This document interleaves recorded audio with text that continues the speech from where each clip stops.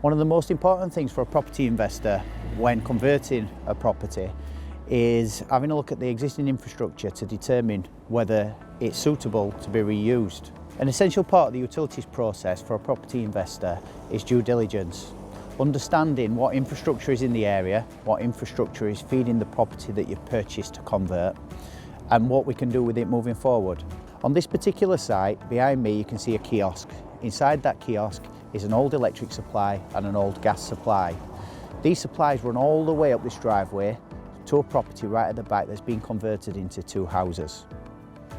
Unbeknown to the developer, the bungalow on the left hand side, which is halfway up the driveway, is also connected off of this service. It's something that's been done historically and something that he can't necessarily see without our input. By utilising the network safe dig plans, doing a review on them and giving some feedback, it's allowed the developer to understand that there's a piece of work to do in addition to installing his new supplies.